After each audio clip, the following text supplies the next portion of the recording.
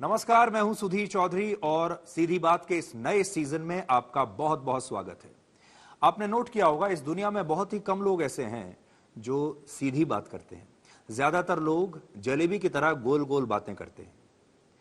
वैसे तो टीवी पर और भी बहुत सारे शोज हैं जिनमें आप बड़े बड़े नेता, अभिनेता, खिलाड़ियों, सेलिब्रिटीज और न्यूज मेकर्स के इंटरव्यूज देखते हैं और उनमें भी ये सभी लोग घुमाकर बात करते हैं, सीधी बात नहीं करते और इसीलिए आपको ये सारे शोज कई बार बड़े बोरिंग लगने लगते हैं, आप नहीं देखना चाहते। लेकिन सीधी बात में हम इस परंपरा को बदलेंगे। सीधी बात में सीधे सवाल होंगे और सीधे जवाब होंगे और आप जिन भी लोगों से मिलना चाहते हैं, जानना चाहते हैं, जिनके जीवन में झांकना चाहते हैं और उनके दिल में भी झांकना चाहते हैं, हम उनसे सीधे सवाल पूछेंगे और उनके सीधे जवाब लाकर आपके सामने रखेंगे ताकि आपको भी अच्छा लगे। इसलिए जो नया सीजन हम शुरू कर रहे हैं सीधी बात का, इसमें आपको जानकारी भी मिलेगी, मनोरंजन भी मिलेगा, कॉमेडी भी मिलेगी, इमोशन भी मिलेगा। इसलिए आज से इस सफर को शुरू करते हैं और आज हमारे साथ बहुत ही खास मेहमान हैं और उनका नाम है, आप गेस कर रहे होंगे, वो बॉलीवुड के बहुत बड़े खिलाड़ी हैं। अब शायद आपके दिमाग में नाम आ गया होगा, बिल्कुल सही नाम आपके दिमाग में आया है। हमारे साथ हैं फिल्म स्टार अक्षय कुमार, जो सीधी बात के इस नए सीजन के पहले एपिसोड में आज आपसे दिल की बात करेंगे और बिल्कुल सीधी बात करेंगे। तो अक्षय, आपका बहुत बहुत स्वागत है। बहुत बहुत धन्यवाद जी। तो आप तो खिलाड़ी हैं इतने बड़े, आर यू रेडी खेलने के लिए? मैं खेलने थोड़ी आया, मैं तो इंटरव्यू देने आया, मैं तो आपसे बातचीत करने आया हूँ, ना कोई खेल खेलने नहीं। अच्छा, कोई खेल खेलना है इधर? आप बताओ। मुझे बताइए, मुझे तो पता भी नहीं था क्या गुल्ली डंडा खेल रहे हैं, क्या खेल रहे हैं। आईपीएल खेल लेते हैं? खेल लो।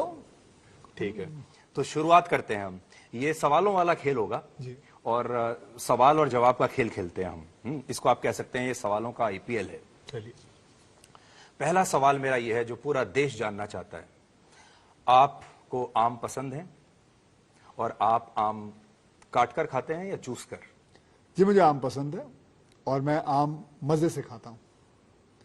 और वैसे सुधीर जी, मुझे एक बात बताइए, आपके शो का नाम है सीधी बात, फिर आप घुमा फिरा के क्यों पूछ रहे हैं? नहीं, मैंने सीधा पूछा। ये सीधा नहीं पूछा आपने पूछना चाहा कि ये जो प्रश्न मैंने हमारे प्रधानमंत्री जी से किया था, इसको आपने घुमा के पूछा है। आप ये भी पूछ सकते थे कि आपने ये प्रश्न क्यों किया था, ऐसा प्रश्न किया था, आपने घुमा के बोला है। पर सीधी बात आपके दिल तक गई है? नहीं, दिल तक तो गई नहीं, दिमाग तक गई है। दिमाग से सीधे बात मैंने आपसे कही है, लेकिन हाँ जी, मैं मजे से खाता हूँ आम। तो आप अब मेरे सवाल का भाव तो आप समझ ही गए हैं। जब प्रधानमंत्री के साथ आपने बड़ा आइकॉनिक इंटरव्यू किया था जिसकी सब जगह चर्चा हुई थी और आपने इंटरव्यू की शुरुआत ही इससे की कि आप आम खाते हैं, कैसे खाते हैं, चूस कर खाते हैं, काट कर खाते हैं, और लोगों ने उसके बारे में बड़ी चर्चाएं की थी। जब मैं उधर गया था तो मैं एक साधारण, मेरे दिमाग में उस वक्त मैंगो का सीजन था, मैंने कुछ प्रश्न थे जो मैंने ऐसे पूछे, आप घड़ी ऐसे क्यों देखते हो, how do you like mangoes, आप पैसे जो आपको मिलते हैं वो आप अपनी माँ को देते हो। मैंने जो प्रश्न एक normal common person would like to ask somebody he admires and adores, मैंने वही किया। मैंने कभी ये नहीं सोचा कि ये प्रश्न सही जाएगा या गलत जाएगा, जो मेरे दिल में दिमाग में आया। एंड सच कहें तो उन्होंने भी, किसी ने ये नहीं कहा, ना पीएमओ के ऑफिस से किसी ने ये कहा था नहीं आप ये नहीं पूछ सकते हो, ये पूछ सकते हो। आइए बात करिए, जो आपके दिल में मन में आता है आप बात करिए। मैंने किया और ऐसा तो कुछ था नहीं। बस ये जो इंटरव्यू आपने लिया था, चुनाव से ठीक पहले लिया था, बड़ा आइकॉनिक, और ये इंटरव्यू एक टर्निंग पॉइंट साबित हुआ था।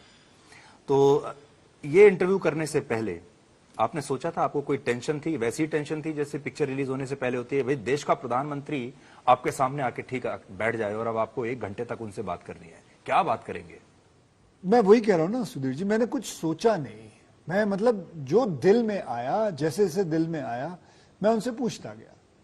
मैंने ये सोच लिया था अपने दिमाग में कि मेरे सामने कोई कैमरा नहीं है, मैंने वही पूछना जो दिल में आना है।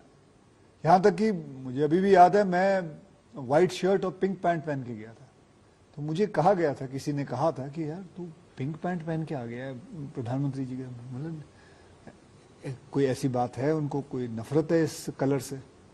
हाँ, तो नहीं, ऐसा नहीं। फिर बोला क्या हो गया इसमें, मैंने पिंक पैंट पहना हुआ है, it's a lovely colour, it's a beautiful colour and I am coming and wearing it, talking to him, and he was so nice, admirable, adorable. He spoke his heart out. मतलब मैं आपको बताऊं कि उस वक्त मुझे और महसूस हुआ कि हमारे प्रधानमंत्री के he has a good sense of humor. Sense of humour कमाल का उनका। मतलब हमारे प्रधानमंत्री ने मुझे एक चुटकुला भी सुनाया।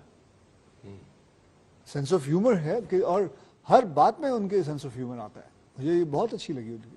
ये तो 2019 की बात है। अब हम 2023 में आज के दिन पर आते हैं।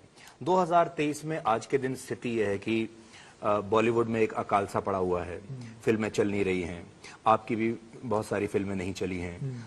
तो अभी इस समय आप क्या सोच रहे हैं? ये मेरे साथ पहली बार नहीं हुआ है। मेरे करियर में एक वक्त था जब मेरी 16 फिल्में नहीं चली थी एक साथ, फिर एक वक्त था जब मेरी 8-9 फिल्में नहीं चली, अब है करीबन 3-4 फिल्में नहीं चली हैं। तो जो बात होती है वो होती है कि ये आपकी खुद की गलतियों की वजह से होती है कि नहीं कोई फिल्म का ना चलना। ऑडियंस हैव चेंज, आपको बदलना पड़ेगा, आपको रीवर्क करना पड़ेगा आपको अपने आप को डिसमेंटल करना पड़ेगा। You have to start creating yourself again because the audience requires to see something else and it is a great alarm button.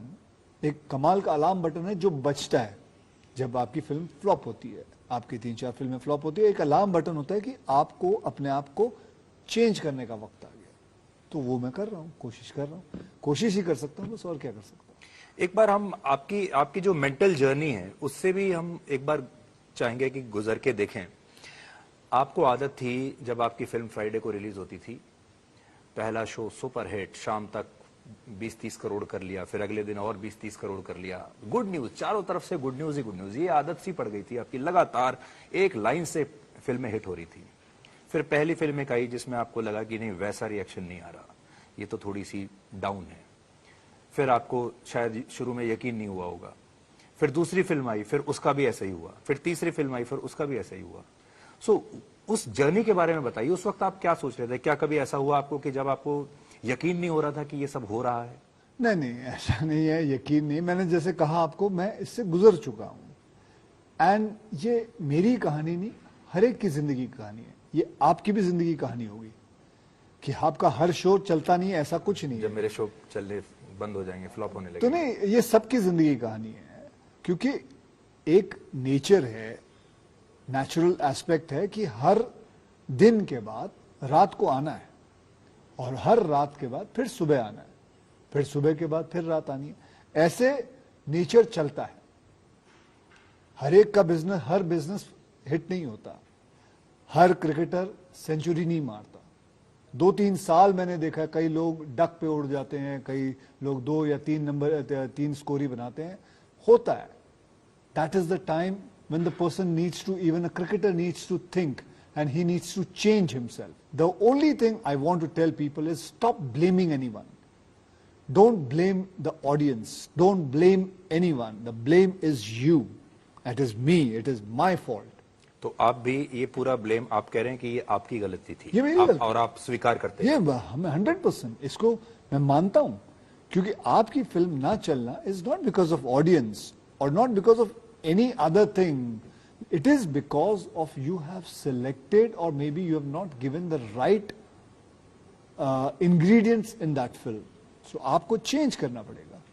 जैसा भी आपने कहा, आपका 32 साल का इतना लंबा करियर है और आपने भी कहा कि 2-3 फेज आपके ऐसे आए जब आपकी फिल्में नहीं चली, लेकिन हर बार आपने अपने आप को री इन्वेंट किया है, हर बार आपने अपना एक गियर शिफ्ट किया है जी।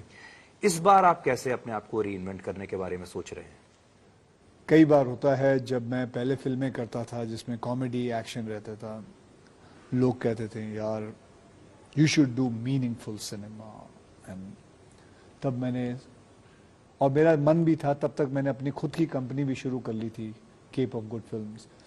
उसके अंदर मैं जितनी भी मैंने फिल्में बनाई, सारी सोशल फिल्में बनाई हैं, चाहे वो टॉयलेट एक प्रेम कथा हो, पैडमैन हो, एयरलिफ्ट हो, बहुत सारी ऐसे करीबन 18-20 फिल्में बनाई हैं मैंने। तो मैंने अपने आप को चेंज उस हिसाब से किया। अपने फैंस और अपने ऑडियंस के सोशल मीडिया पे उनका जो कमेंट्स आते हैं वो पढ़ता हूँ, समझता हूँ, वो चाहते हैं कि मैं फिर एक्शन मूवीज में आऊं, मैं फिर बहुत सारी कॉमेडीज फिल्में करूं, तो करूंगा। भाई इस बॉलीवुड के जो असली खिलाड़ी हैं वो तो आप ही हैं, जैसे मैंने शुरू में कहा, और हो सकता है लोग आपको उसी तरह के रोल्स में पसंद करते हैं। You are the fittest actor in this industry, तो उस वो फिटनेस जो है वो तो एक्शन में ही दिखाई देगी। नहीं, ऐसी बात नहीं है। देखिए, आदमी एक चीज कितनी बार कर सकता है, एक्शन भी कितनी बार कर लेगा। Were you bored of doing action? No, I was not bored, audience was getting, because they also want their actor, the fans want their person to, their idol to change, to do different. Now it is time for me to change. I think, I presume my fans and audience wants me to change, wants me to come back to action, to come back to comedy, come back to entertainment point of view. तो वो मैं change करूंगा। अब आपकी नई film आ रही है selfie जी, उसमें वो चेंज दिखाई देगा? जी, उसमें बहुत कॉमेडी है, उसमें एंटरटेनमेंट बहुत है, कॉमेडी है, उसमें एक्शन थोड़ा है, लेकिन उसमें कॉमेडी बहुत है। It's a very very funny and entertaining movie. जब ये फिल्म रिलीज होगी जी, आपको लगता है कि बाकी फिल्मों के अलावा इस बार कुछ स्पेशल फीलिंग होगी? क्योंकि लगातार कई फिल्मों के बाद अब ये फिल्म आ रही है, एक लॉटरी वाली फीलिंग आएगी कि देखते हैं क्या होता है अभी कल। देखिए, हर फिल्म जब रिलीज होती है वो फीलिंग तो कोई भी फिल्म के साथ होएगी, आपको आपके दिल में ये रहेगा ही कि अब इस फिल्म के साथ क्या होगा। क्योंकि मैं आपको बताता हूँ, मैं कुछ थोड़े दिन पहले की बात है, कुछ लोग आए हुए थे मेरी शूटिंग देखने के लिए, तो एक्शन कर रहा हूँ टाइगर श्रॉफ के साथ, तो वो देख रहा था। तो एक एक्शन शॉट को करने के लिए करीबन 8 टेक 7 टेक लगते हैं, 6-7 टेक लगते हैं, और उसके लिए करीबन 40 मिनट 50 मिनट निकल जाते हैं। तो उस आदमी को पहली बार रियलाइज हुआ, अक्षय यार इतनी मेहनत लगती है। और दिन में मेरे को पूछा उसने कि कितने मिनट का फुटेज मिल जाता है? मैं बोला 2-2.25 मिनट का, इससे ज्यादा नहीं होता। कभी कभी तो 1.5 मिनट का मिल जाता footage. So it takes a lot of time कि आप जब फिल्म करने बैठते हो, जब आप मेहनत करते हो, जब आप एक शॉट देते हो, बस ये है, देखना ये है कि ये फिल्म चलती है कि नहीं, क्योंकि पिछली 3-4 फिल्में नहीं चली हैं। So just keeping my finger cross and I hope the audience likes it. जैसा भी आपने कहा कि ये लोगों को समझ में नहीं आता आप कितनी मेहनत करते हैं कि इतने सारे घंटे लगाने के बाद 2 मिनट की फुटेज निकलती है, और फिर ये करते करते आप 2-2.5 घंटे की फिल्म बनाते हैं, और उस फिल्म को देखने के बाद कुछ ही मिनटों में कोई कह देता है कि यार मजा नहीं आया। How do you feel that time? You feel bad about it, you feel यार बड़ी मेहनत गई है, but at the same time you respect the person जो आदमी कह रहा है। हो सकता है वाकई में मजा नहीं आया, वो भी तो अपने 300 रुपए दे रहा है फिल्म देखने के लिए, उसको भाई मजा नहीं आया। Maybe he wants to, he is asking for more. Maybe he wants something bigger. Maybe he wants to experience something different. तो ये सब सोचने के बाद you have to try and do other films. जब आप अपना करियर शुरू कर रहे थे, या मे बी जब आपने शुरू नहीं भी किया होगा, उस समय आपकी सबसे बड़ी तमन्ना, एम्बिशन का जो जिसको कहते हैं ना जेनिथ, वो क्या सोचा था आपने कि इतने पैसे में कमा लूं तो बहुत हो जाए, तो इतनी फिल्म? जेनिथ का पूरा मतलब समझा भाई, हमारी इतनी अंग्रेजी ठीक नहीं है। फिर आई एम श्योर ये तेरे को भी किसी ने दिया होगा लिख के, तेरी भी इतनी अंग्रेजी में, जहां तक मैं जानता हूँ तेरी भी इतनी अंग्रेजी अच्छी नहीं है। किसी से लिखवाया है? हमें जीनत अमान तक पता है, लेकिन जेनिथ का तू मतलब समझा मैं कि क्या है। अच्छा, मैं थोड़ा अंग्रेजी का ज्ञानी बन जाता हूँ। जेनिथ का मतलब ये है कि आपका मतलब आपकी जो एम्बिशन की जो पीक होगी, वो आपने क्या सोचा था कि भाई मैं इतना पैसा कमा लूं तो मेरे लिए बस हो जाएगा, मैं ये बन जाऊं तो मेरे लिए बस मैं मजा ही आ जाए। याद है मुझे, मेरे फादर अकाउंटेंट थे यूनाइटेड नेशन यूनिसेफ में, उससे पहले आर्मी में थे। हमें तो जब लोखंडवाला में घर लेना था तो 2.5 लाख का घर बुक किया था। तब कैसे ना कैसे करीब घर में 1.25 लाख पड़े थे, मतलब बैंक में, वो तो भर दिया। फिर बैंक से लोन लेके तब लिया था घर। तो वहाँ से मैं आ रहा हूँ, बात कर रहा हूँ। तब जब मैं फिल्मों में आया तो मैंने सोचा कि यार मतलब एक बहुत बड़ा नंबर सोचा था कि यार इतने पैसे आ जाएं, तो डैडी के साथ बैठ के पूछा, डैडी अगर एक बात बताओ, 10 करोड़ अगर जमा हो गए तो महीने के कितने मिलेंगे? तो डैडी ने उस वक्त 13% था, तो कहा था कि 1,30,000 महीने का मिलेगा। बस कहा ये यहां तक जाना है मुझे, 1,30,000 महीने का मिल जाए, उससे बढ़िया बात क्या हो सकती। फिर करते करते करते करते, वैसे तो बड़ा टाइम लग गया 10 करोड़ कमाने में, मुझे करीबन 12 साल लग गए, क्योंकि मेरी तो पहली फिल्म की 4 फिल्मों की आमदनी 50,000 थी। आपने जो पहली फिल्म की थी उसमें कितने पैसे मिले? 50,000 मिले थे बस। हाँ। उसके बाद अगली फिल्म भी मुझे कितने 75 मिले थे। फिर करते करते तो 10 साल तक तो मेरी आमदनी कुछ 18 या 20 लाख तक पहुंची थी, 10 साल तक। फिर उसके बाद करते करते कमाई तो अभी हुई है, 10-12 साल पहले हुई है, वरना तो इतने पैसे नहीं मिलते थे। तो जो आपके जो पहले 50,000 थे जो पहली फिल्म में मिले आपको, प्रमोद चक्रवर्ती ने दिए होंगे, जी, है ना? चक्कीदार तो उसका क्या किया आपने? वो डैडी को आके दे दिए थे, सारे पैसे डैडी संभालते थे। डैडी अकाउंटेंट थे, उनको सब पता था। फिर एक दिन पता क्या हुआ, 10 करोड़ हो गए, शांति मिल गई थी। फिर एक दिन ना, मुझे अभी भी याद है, एकता कपूर की एक न्यूज आई थी कि जितेंद्र साहब और एकता कपूर ने 100 करोड़ की एफडी ली है। तो ध्यान से सुनेगा ना, या तू गूगल करेगा तो ये बहुत बड़ी न्यूज थी कि एकता कपूर और जितेंद्र जी ने 100 करोड़ की एफडी ली है। तो फिर वापस मैं डैडी का, डैडी बताओ ना अब इनको कितना मिलेगा महीने का? और उस वक्त थे 11% इंटरेस्ट रेट। तो बोले बेटा इनको मिलेगा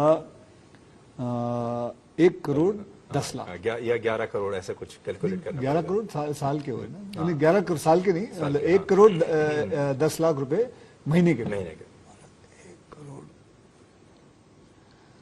फिर मैंने अपने मन में सोचा अब 100 करोड़ कमाते हैं।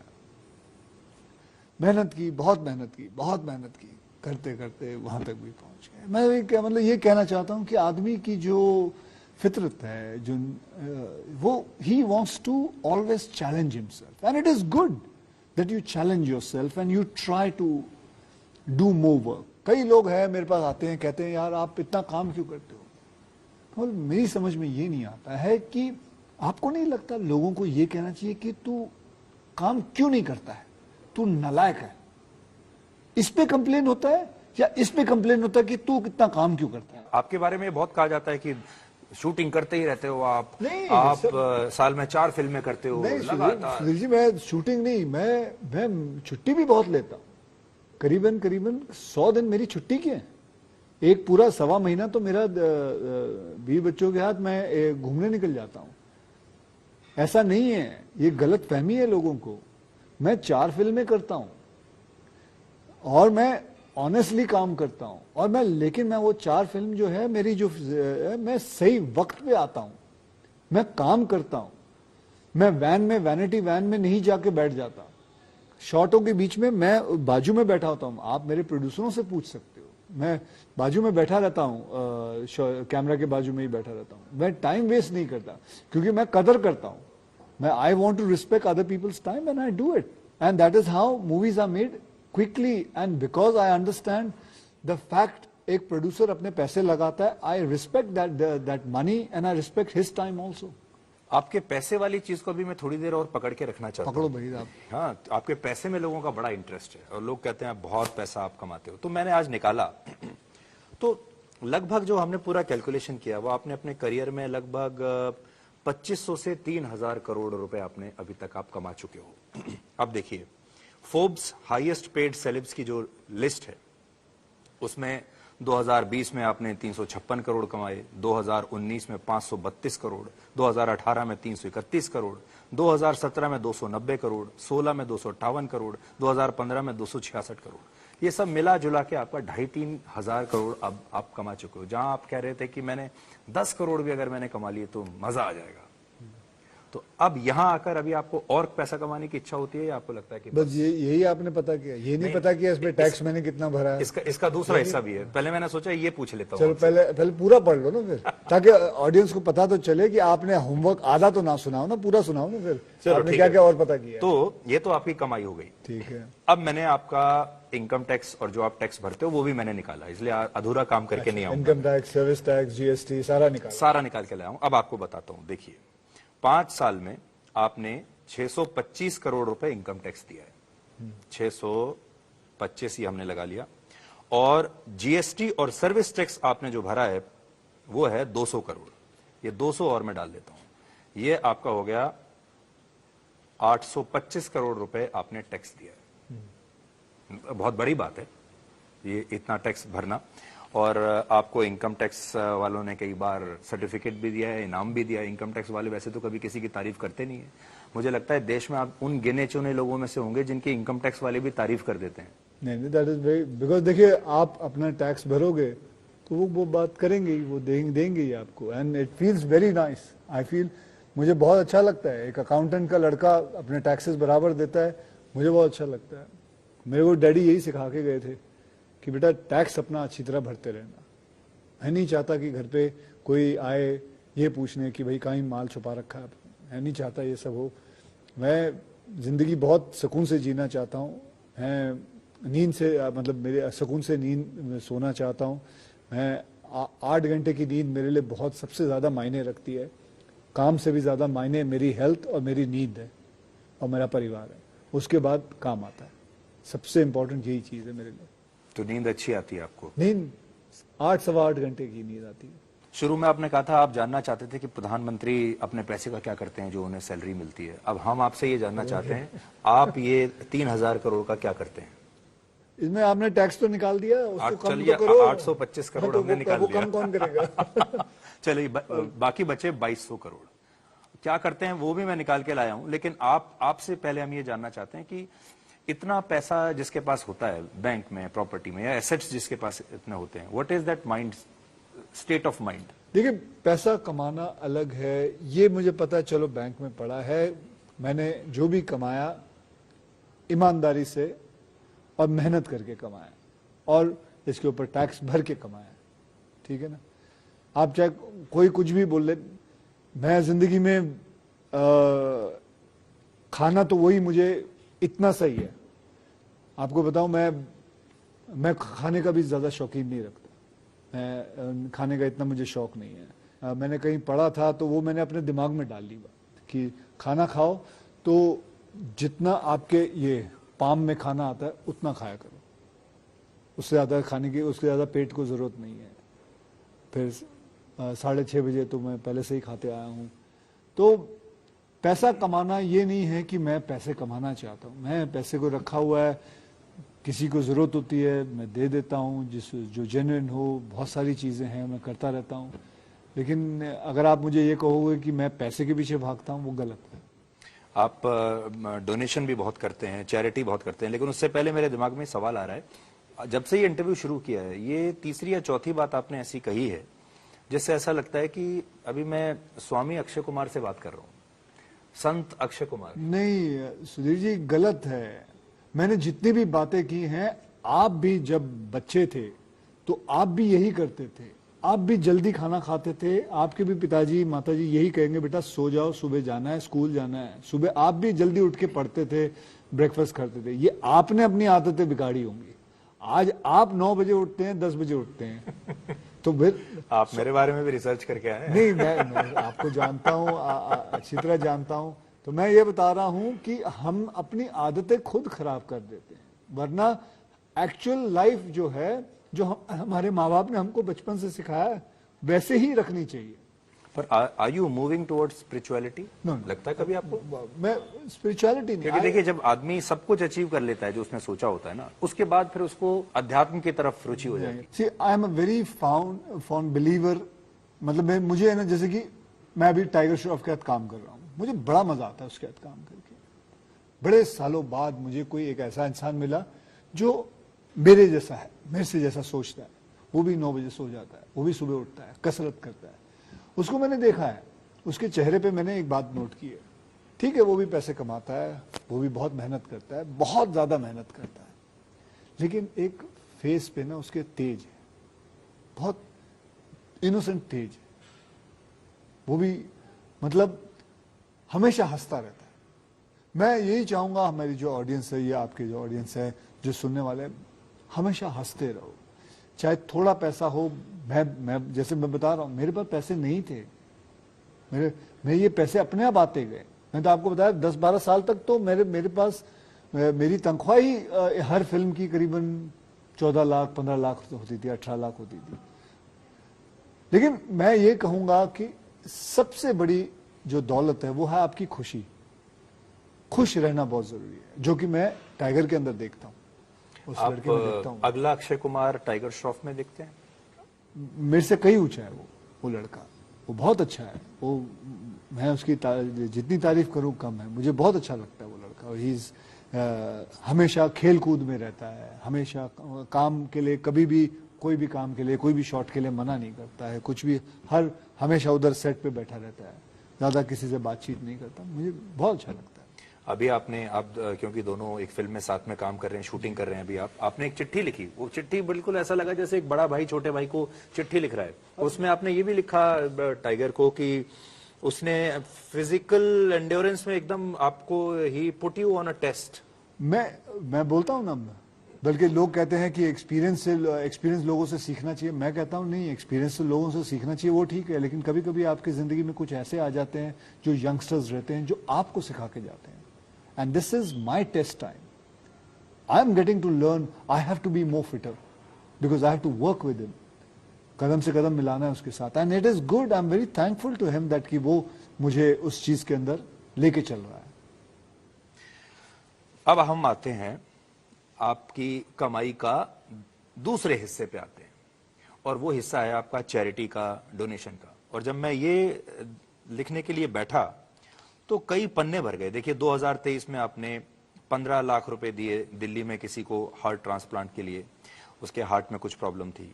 50 लाख रुपए आर्टिस्ट को दिए कोविड पैंडेमिक के दौरान। 45 लाख रुपए सेंटा को दिए डेली वेज के वर्कर्स के लिए। 2 करोड़ रुपए आपने मुंबई पुलिस फाउंडेशन में दिए। 3 करोड़ बीएमसी को दे दिए। और पीएम केयर्स फंड में आपने, जब कोरोना वायरस के दौरान बना था, 25 करोड़ रुपए आपने एक ही साथ निकाल दिए। और ये पूरा देखिए, 1 crore chief ministers relief fund, Pulwama में 5 crore, 9 lakh, 80 lakh, 90 lakh, 1 crore for Chennai flood relief. कुल मिला के मैं ये भी देख रहा था तो मुझे ऐसा लगा कि शायद अब तक अगर मैं सारा ये जोड़ लूं तो अब लगभग 125 करोड़ रुपए आप डोनेशन में दे चुके हैं, चैरिटी कर चुके हैं 125 करोड़ की। ये आप किस भाव के साथ करते हैं? मैं कभी इसके बारे में मैं बात नहीं करना चाहता हूं, लेकिन किस भाव में, जिस मालिक ने इतना कुछ दे दिया है और कभी किसी के काम में आ सके, बस वही अच्छा लगता है। ये कभी नहीं सोचा मैं तो सच्ची बताऊं, मैं कभी नहीं सोचा था कि मैं इस मुकाम पे पहुंचूंगा कि मेरे पास गाड़ियां भी होंगी, बंगले होंगे। मतलब I don't know how to say it, but दिल से आती है ये बात। और कभी किसी के सेवा के लायक रहूं, मतलब बस अभी क्या, छोड़ना, आगे चलना। भारत के वीर, आपने एक बहुत बढ़िया आइडिया आपके दिमाग में था। और मुझे याद है जब हमारे जवान शहीद हुआ करते थे उस जमाने में, किसी को भी कभी कोई तकलीफ होती थी या हमारे जवान शहीद होते थे तो आप सबसे पहले उनका एड्रेस मांगते थे कि भाई कहीं से इनका एड्रेस पता चले, और फिर आप पैसा भेज दिया करते थे। और भारत के वीर जैसा इनिशिएटिव आपने लिया, सेटिस्फेक्शन होता है, संतोष मिलता है आपको कि आप इसी सोसाइटी से कमा रहे हैं और उसी को वापस दे भी रहे हैं। बहुत सेटिस्फैक्शन मिलती है, बहुत सेटिस्फैक्शन मिलती है इस चीज को कि मौका मिलता है कि हम सब कुछ देश के लिए कर सकें। देखिए कभी कभी थोड़ा वो भी लगता है कि जैसे कि कभी कोई बोल देता है कनेडियन कुमार, ऐसे ही बोल देते हैं। हाँ ठीक है, मेरे पास कनेडियन पासपोर्ट है, लेकिन कभी किसी ने सोचा कि हुआ क्या था, कैसे हुआ, क्या हुआ, कभी ये किसी को पता है? मैं जैसे आपको बताया था, मेरी 16 फिल्में 17 फिल्में नहीं चल रही थी। हमारे देश के कई लोग यहाँ वहाँ जाते हैं काम करने, कोई दुबई चला गया, कोई ऑस्ट्रेलिया चला जाता है, कोई न्यूजीलैंड। ये तो नहीं कह सकते नहीं गए, सभी गए हुए हैं बाहर। मैंने भी सोचा भाई मेरी फिल्में नहीं चल रही तो आदमी को काम तो करना पड़ेगा। मेरा एक दोस्त था जो कनाडा में रहता था, उसने बोला यहाँ क्या कर। मैंने अप्लाई किया, मुझे मिल गया, फिर मैंने वहाँ काम करना शुरू किया। मेरी बस 2 फिल्में रह गई थी रिलीज पे। वो इत्तेफाक की बात है सुधीर जी, वो चल गई। वो दोनों फिल्में अच्छी सुपरहिट चली गई।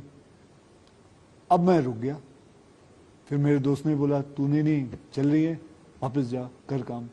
फिर उसके बाद 2-4 और फिल्में मिल गई। फिर उसके बाद और फिर और चलता गया, और काम चलता गया। अब फिर वो मैं भूल गया कि मेरे पास पासपोर्ट था। पासपोर्ट है तो था। ये मैंने नहीं कभी सोचा कि मैं इसको पासपोर्ट को चेंज कर लूं। लेकिन हाँ, अभी मैंने अप्लाई किया हुआ है, मैं पासपोर्ट में चेंज करवा रहा हूँ। जैसे ही मेरे को वो री अनाउंस कनाडा से आ जाएगा। तो आप कनाडा की सिटीजनशिप छोड़कर वापस भारत की नागरिकता लेना चाहते हैं? जी बिल्कुल बिल्कुल। मैं तो कभी, मेरे लिए देखिए भारत ही सब कुछ है। मेरे लिए जो कुछ कमाया, जो कुछ है, यहीं से लिया है। और ये मेरा सौभाग्य है कि मुझे मौका मिलता है इधर सब कुछ देने का। पर ये बताइए कि वही बुरा लगता है जब लोग बिना जाने कुछ कह देते हैं। तो ठीक है, ये सोसाइटी के लिए, समाज के लिए आप इतना करते हैं। चेन्नई में बाढ़ आए तो पैसा देते हैं, असम में बाढ़ आए, किसी का इलाज कराना है, किसी का कुछ करना है, कितना आपने सब कुछ किया एक अच्छे नागरिक की तरह।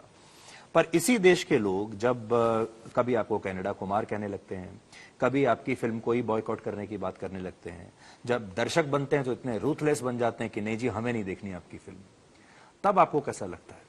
कुछ नहीं, देखिए जनता है, इनको बोलने का सब हक है।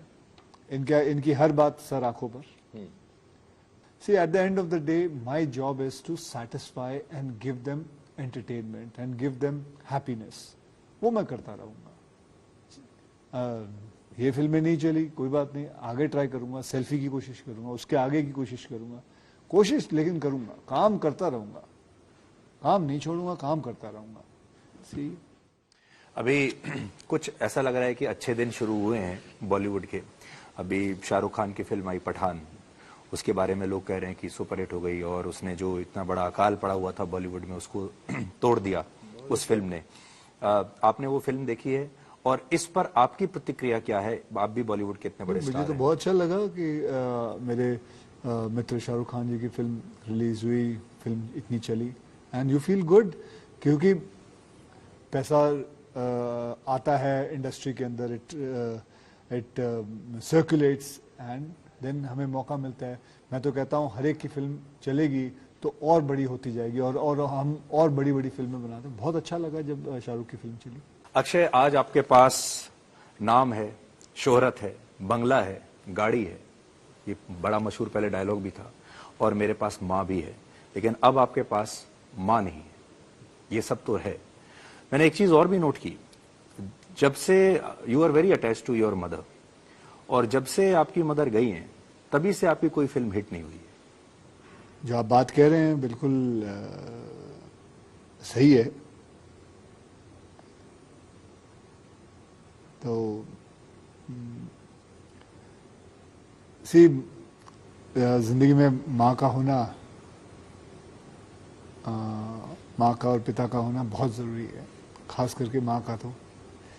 एंड बिल्कुल आपने बिल्कुल बात सही पकड़ी है कि since I lost my mother things have changed in my life. But nevertheless, but I know she is, उन्होंने मेरी हमेशा पीठ संभाल के रखी है। उनका हाथ हमेशा मेरे सर पर है, मेरी पीठ पर है। अब तो मैंने देखा है बहुत ज्यादा अटैच थे।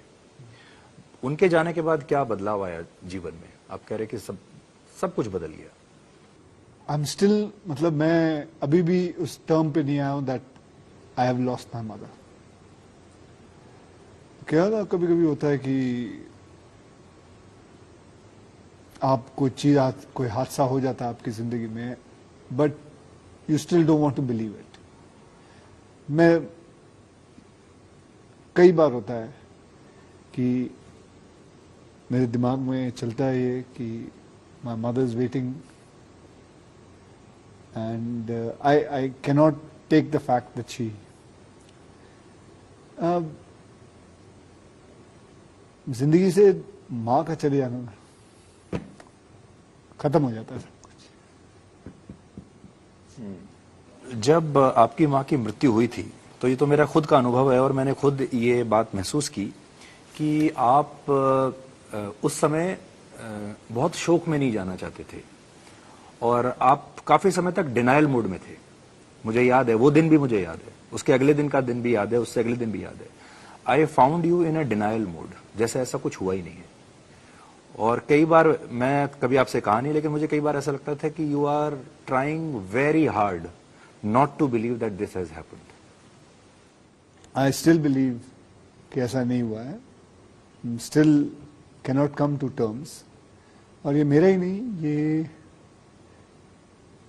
सभी बेटों का यही हाल होता है जब साया निकल जाता है। तो ऐसा कोई, मतलब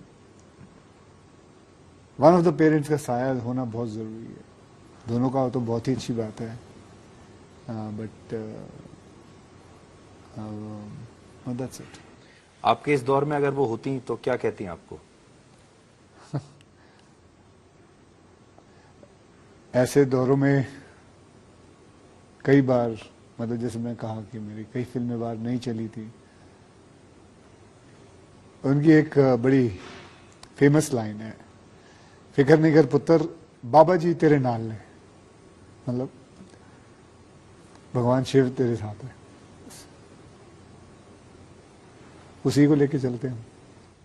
तो वो जो पंक्तियां थी वो आपको वह शक्ति देती थी? अभी भी देती है, अभी भी वही लाइन है। That's it.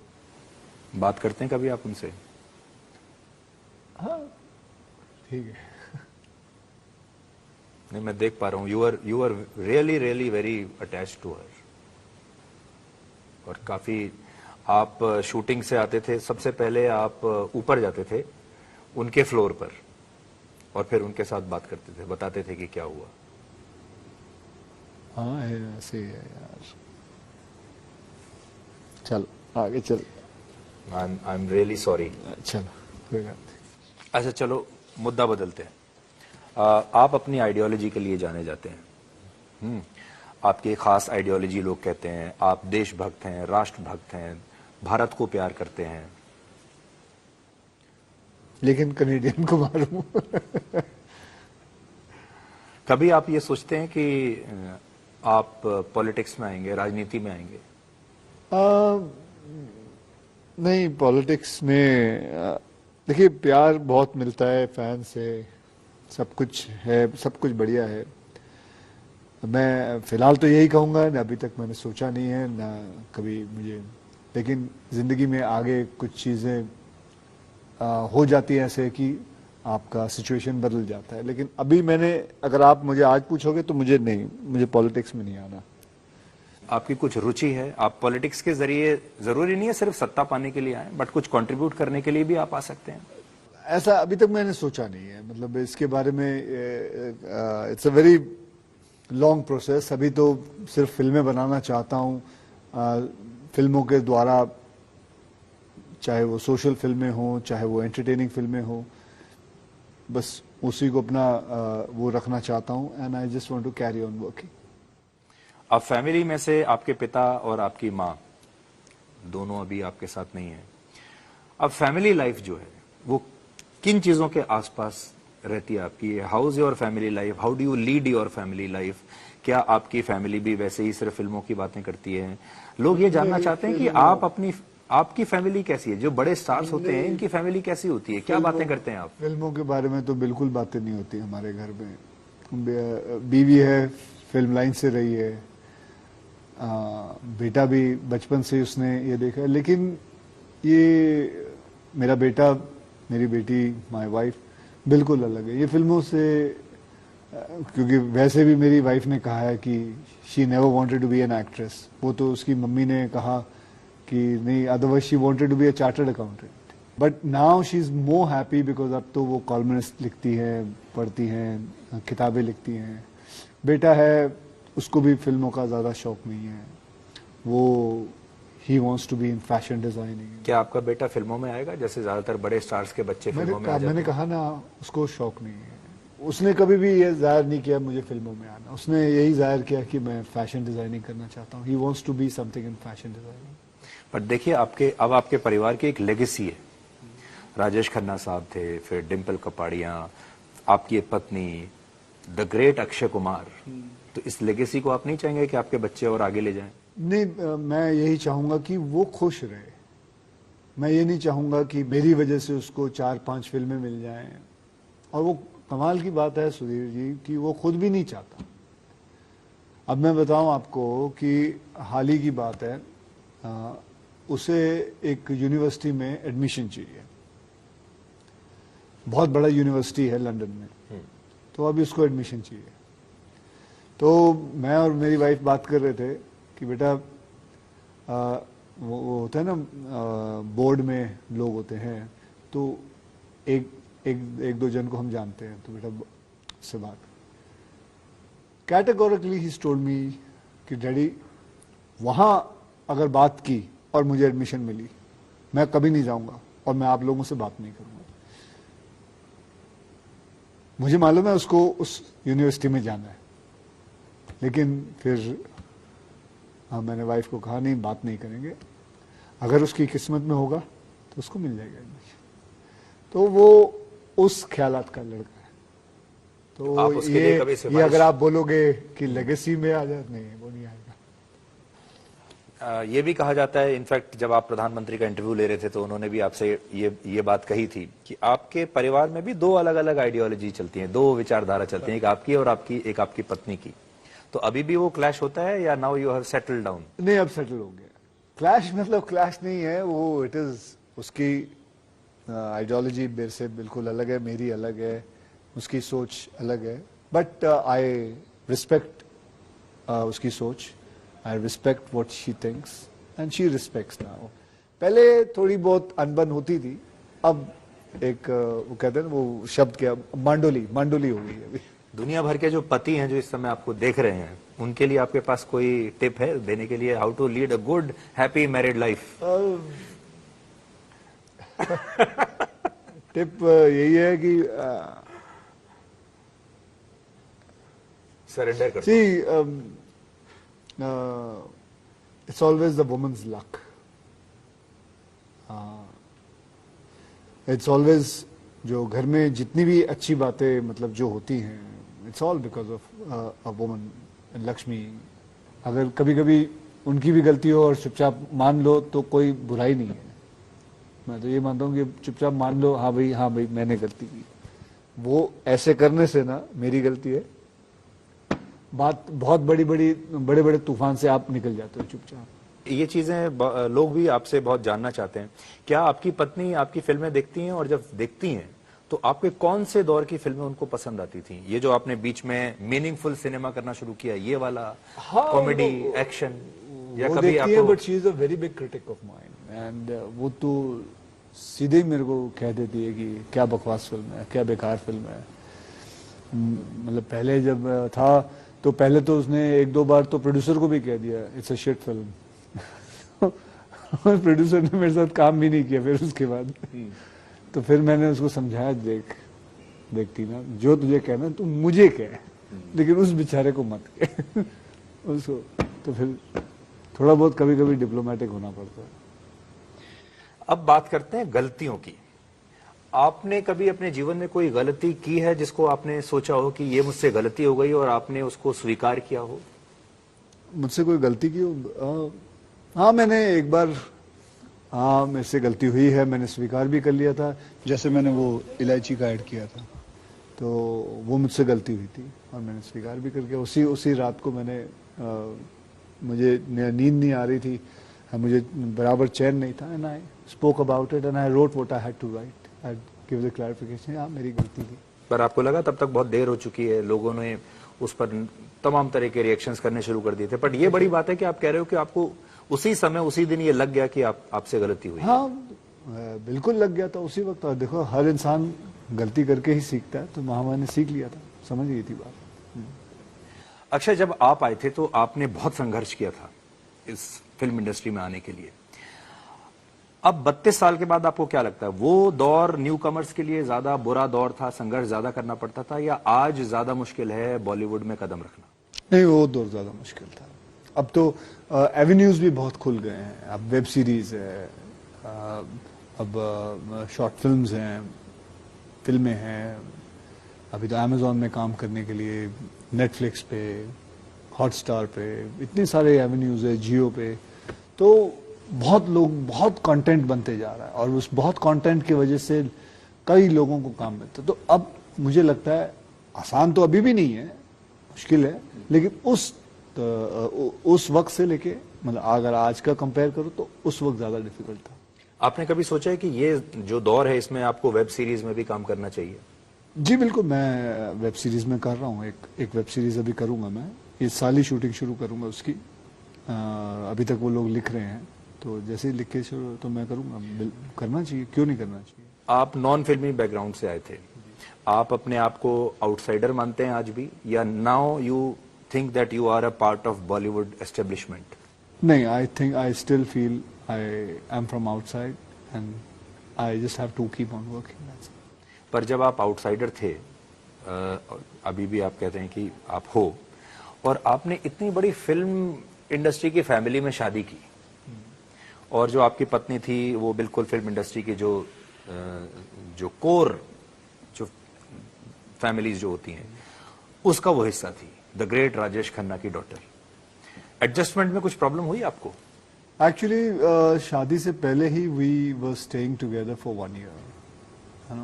We had living relationship, we were staying together for 1 year, and उसके बाद हमने शादी, तो प्रॉब्लम ज्यादा नहीं हुई। बॉलीवुड में आपको लगता है पॉलिटिक्स होती है? क्योंकि बॉलीवुड में भी हमने देखा है कि पोलराइजेशन है, बॉलीवुड भी बटा हुआ है, विचारधाराओं में बटा हुआ है, पार्टियों में बटा हुआ है, और ये दिखता है बॉलीवुड में। मैं आपको बताऊं, ये अपने सोच पे है कि हम कैसे देखते हैं।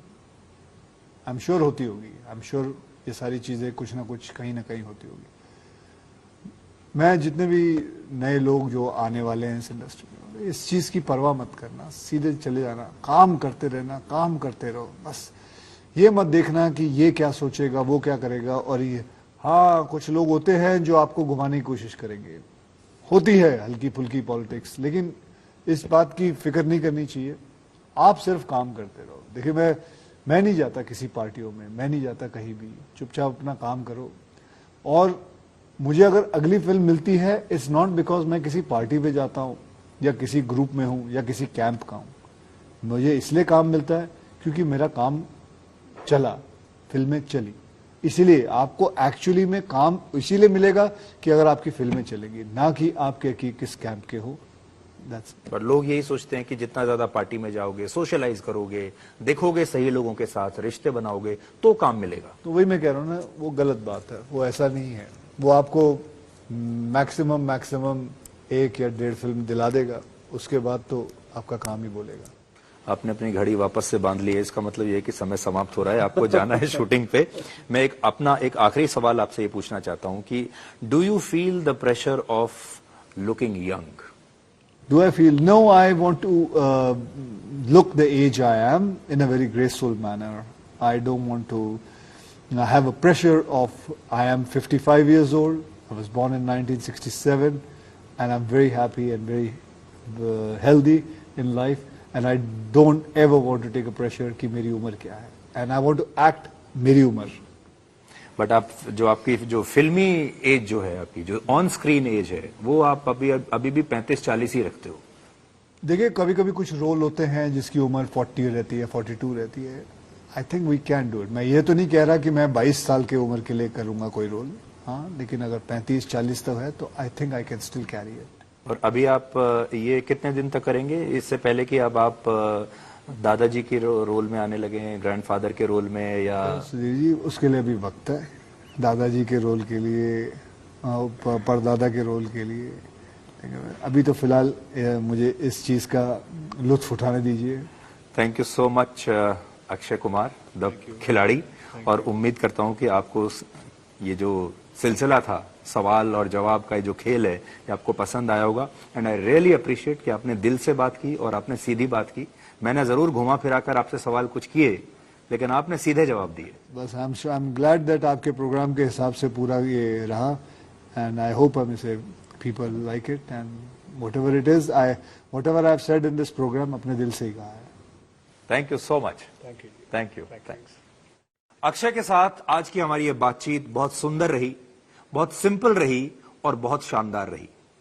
अब आप सीधी बात की आदत डाल लीजिए, क्योंकि सीधी बात के अगले एपिसोड में भी आपकी मुलाकात हम किसी ऐसी ही शख्सियत से करवाएंगे जिसके जीवन में भी आप झांक कर देखना चाहते हैं और जिसके दिल में भी आप झांकना चाहते हैं, और वो सीधी बात के अगले एपिसोड में आपके सामने अपना दिल खोलकर रख देगा। इसलिए इंतजार कीजिए, और आप हमें लिखकर बता भी सकते हैं कि आप सीधी बात में और किन किन लोगों से बातचीत सुनना चाहते हैं, देखना चाहते हैं, आप क्या चाहते हैं हम किन लोगों को सीधी बात में यहां बुलाएं और आपकी मुलाकात उनसे करवाएं। धन्यवाद, शुक्रिया, थैंक यू।